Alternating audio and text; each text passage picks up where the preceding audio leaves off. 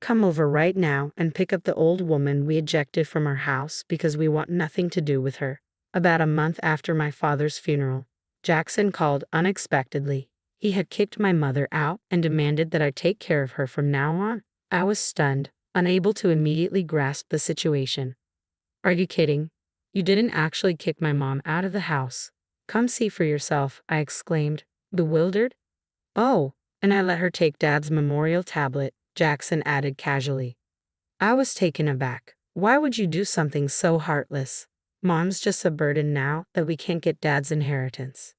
I have no use for Mom, Jackson retorted callously. She's just a poor burden, isn't she? I was shocked. It turned out that my late father had left behind debts, and after settling them, there was no inheritance left. Worse still, Jackson and his wife had been living in the family home all this time. It was outrageous. It's getting dark soon. If you don't come to pick her up, Mom will be sleeping on the streets, Jackson warned. How could you be so cruel? I'll never forgive you for this, Jackson, I shouted, but he hung up without a word. Subsequent calls went unanswered. When I finally reached my mother, she confirmed everything Jackson had said. Angry and worried, I had no choice but to drive over to where she was. I am Lily, a 27-year-old woman in a hurry.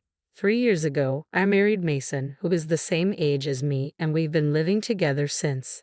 At the beginning of our marriage, we lived with my parents in the family home. But 2 years ago, Jackson and his wife abruptly moved in, claiming our presence made the place crowded.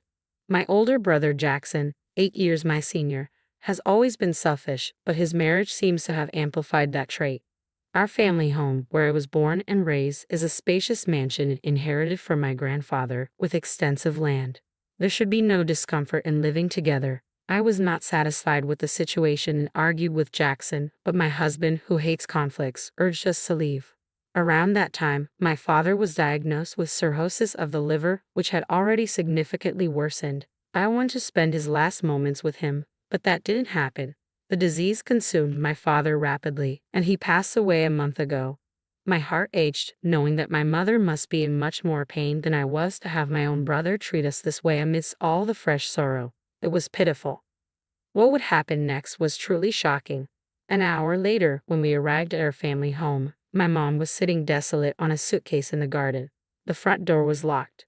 Jackson, she said, had taken her keys, using my set of keys. I opened the door and entered with my mom. Jackson and Olivia were sprawled on the sofa, nonchalantly watching TV. Is this some kind of joke? I demanded. How did you get in? I used my key to open the front door. Isn't it obvious? Jackson replied dismissively. Slipped my mind. Leave your key, take the old lady, and go. This isn't funny. How can you be watching TV after kicking your own mother out of the house? I retorted. Besides, if the house remained even after Dad's debts were paid off, Mom has a right to live here.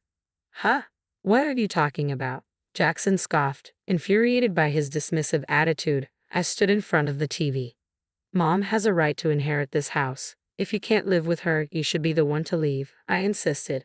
Shut up. This house is mine. Dad gave it to me when he was alive, Jackson snapped back. Don't act smart without knowing anything. What do you mean? There's no way Dad gave this house to you before he died, I countered. Mom also looked puzzled, shaking her head in disbelief. Jackson smirked and got up from the sofa, bringing out an envelope from a room in the back. Look at this. What's this? I asked, taking the envelope. Inside were documents proving the inheritance prepared by a judicial scribe, along with his real estate ownership certificate. He said that the property had been transferred to his name a month before Dad passed away, Jackson announced triumphantly. Mom and I were shocked as we looked at the documents. Why would Dad do something like this? I murmured, feeling a mix of confusion and betrayal. Asking a departed person didn't yield an answer. I sighed, looking at his picture. Why would Dad hand over the house to Jackson without discussing it with Mom? Jackson simply shrugged, a smug grin on his face. And his favorite, of course, Jackson boasted. I told him that Mom would take the house once he passed away, so he gave it to me while he was still alive. That can't be. I can't believe it. Open your eyes and face the reality, I exclaimed in disbelief. No matter how many times we checked the document, the property was in Jackson's name. All this just for a house, my mom muttered in disbelief. Is there no other inheritance? Nothing left for Mom. Be glad that the debts are cleared, Jackson retorted. This can't be real. You're not just worrying about Mom. You realize there's no inheritance for you either, right? The bank card he handed over contained only a few dollars. I wasn't after Dad's inheritance, but it was a shock to learn that he had left me nothing. This is too cruel, I muttered, feeling a mix of frustration and sadness. To add insult to injury, Olivia was laughing heartily, seeing our dejection. Now get lost, you poor people. You have no business here, she sneered. Jackson and Olivia forcibly drove us out of the house. Ouch, that hurts, Mom cried out as she fell and scraped her palm when they pushed us out. Blood seeped from the wound as I wrapped her hand in my handkerchief. Tears of frustration welled up and fell. Seeing me like this, my mother gently wiped my tears, her eyes filled with sorrow as well.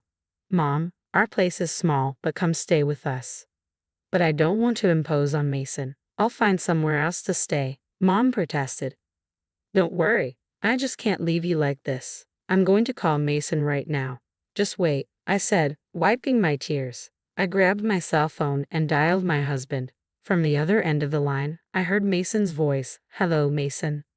I apologize for calling out of the blue, but my mom has been kicked out of her house, I explained to my surprised husband. He hummed in understanding, though he seemed a bit hesitant. I held my breath, waiting for Mason's response. Our apartment is pretty cramped compared to Mom's house. It might not be the most comfortable, I cautioned. Yeah, our place is tiny, but I don't mind. Bring your mom over. We've had times where we were taken care of at home too. In times of trouble, we should help each other out, Mason responded warmly. Thank you so much, I replied gratefully.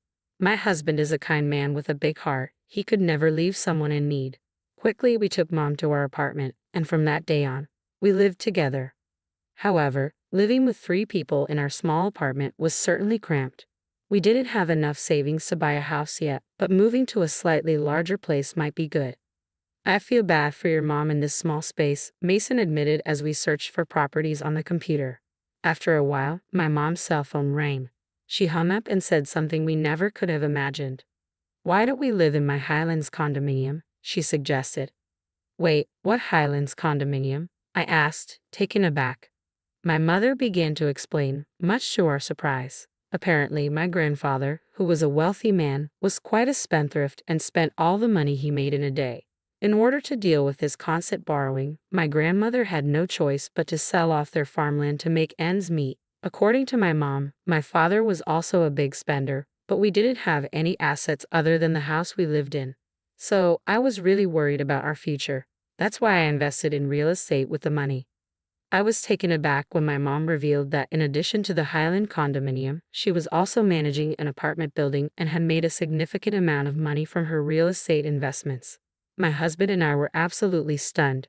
I can't even comprehend this. It's too amazing, I murmured. I'm sorry I didn't tell you. Anyway, I just got a call from the management company that there's a vacancy in the Highland condominium. We can move in next month. What do you think? Mom asked. There was no reason to refuse such a generous offer, especially since the Highland condominium had 3 bedrooms, a living room, a dining room, and a kitchen, located just a 5-minute walk from the station. It was much more comfortable than our current situation. Thank you, Mom, but we may only be able to pay as much rent as we are for the apartment, I said, feeling hesitant. You don't need to worry about that. We have to do this properly, even if we're family, Mom insisted. Oh, I need to tell the landlord that we're moving out. As we beamed with joy, time flew by as we busied ourselves preparing to move into our new home. Before we knew it, 2 months had passed and we were living in the Highland condominium. One day, as I was about to head out for some shopping, I was taken aback when the Jackson couple suddenly appeared in front of the condominium entrance. Why are you, a pauper, living in the Highland condominium? Did you hit the jackpot or something? They sneered. Of course not. Highlands condominium has always belonged to my mom, I replied calmly. Jackson and Olivia were both taken aback. What? They exclaimed in unison, looking at the towering condominium in disbelief. Their confused and goofy expressions were priceless, and I couldn't help but burst into laughter. Jackson's face flushed red with anger. That wretched woman. I can't believe she was hiding this from us while pretending to be poor, he seethed. My mom never said she was poor. You just assumed it, Jackson. Plus, she inherited a large house. What's wrong with that? I retorted. That's not the point. Don't yell here. It's disrespectful to the other residents. Ignoring his outbursts, I continued. Besides, how did you know I was here? Jackson said that when he couldn't reach my mother, he tracked her down using her mobile phone's location. Olivia explained. Why are you trying to contact Mom now after kicking her out? I bet it's something nasty again, I accused.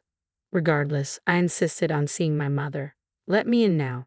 You must be joking. If you hurt Mom again, I couldn't bear it. If you have something to say, you can tell me, I added firmly. But the Jackson couple kept insisting on seeing my mother without revealing why. They seemed rather flustered. Weren't you living comfortably in your huge family house, just the two of you? I pressed. It's none of your business, Jackson snapped. Fine, if you don't want to tell me, that's okay. I have to go now.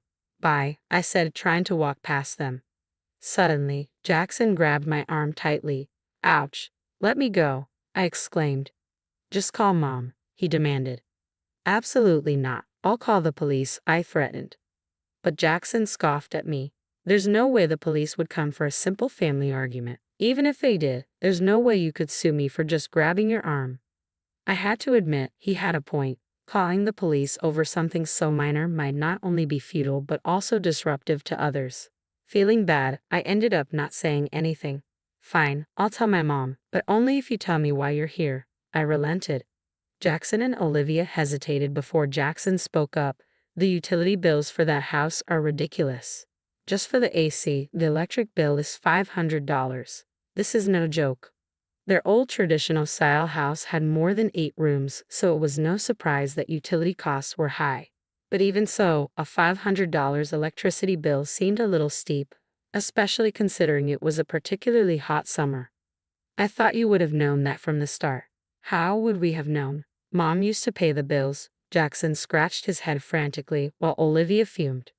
Do you know the property tax for that house is $5,000 a year? Olivia added, exasperated. What? I can't believe you didn't know. Why would an old house like that cost so much? How are we supposed to pay that? Our house is old and has a large yard, so it's only natural that it would cost a lot to maintain, I pointed out. And apparently it costs more in taxes to give away property while you're alive than after you pass away. This is going to be tough going forward. Wait, is that true? Jackson asked incredulously. Seeing the stunned expressions on the Jacksons' faces, I explained that this was all true information I had heard from my mom. The color drained from the Jacksons' faces. Olivia burst out in anger. It's your fault for not doing your homework. They started fighting right in front of me. After all the trouble we went through to get Dad to change the name on the house. This is too much, Jackson complained. That's what you get for doing something so underhanded, Olivia retorted. But even Dad said clearly that it would be better to give it to me than to your mom. I can't believe it, I muttered, shocked into silence as I realized that my father had disregarded my mom and me. Seizing the moment, Jackson made an outrageous request. You can have the house. Let's exchange it for this Highlands condominium, he proposed. What are you talking about? This isn't mine. It belongs to Mom. Please talk to Mom for me. I beg you. I promise to pass on your message. Nothing more, I pleaded. What the hell is that supposed to mean? Jackson snapped, his tone incredulous. Feeling ridiculous for even engaging with them, I gave up on shopping and started to head back into the Highlands condominium through the entrance. But the Jacksons tried to follow me, their audacity leaving me speechless. I'll sue you for trespassing, I threatened. You just told us that wouldn't be a legal issue, Olivia countered. It seemed like they wouldn't get the message until they suffered a real consequence. Exasperated, I called out to the management office next to the entrance. Excuse me, could you please call security? Someone who's not a resident of the Highlands condominium is trying to force their way in, I explained.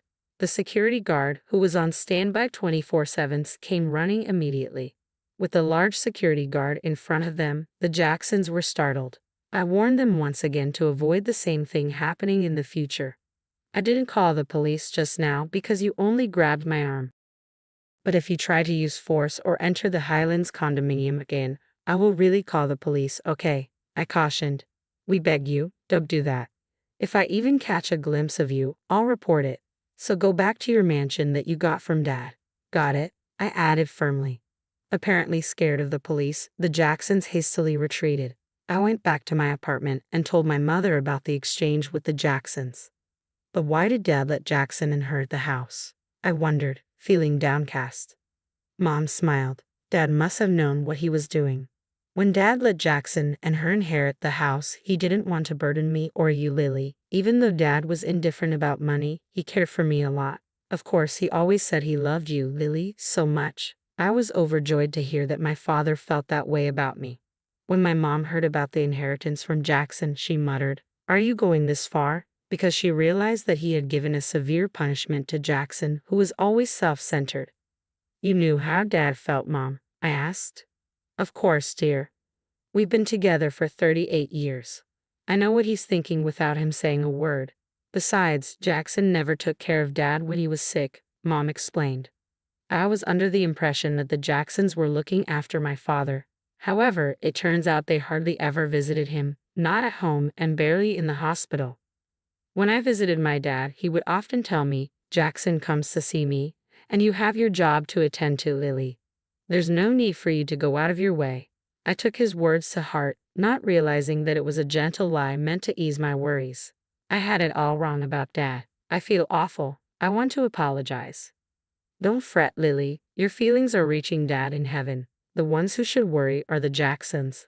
Who these days would buy a big, high-maintenance house like that? I bet they'll struggle to find a buyer," Mom reassured me.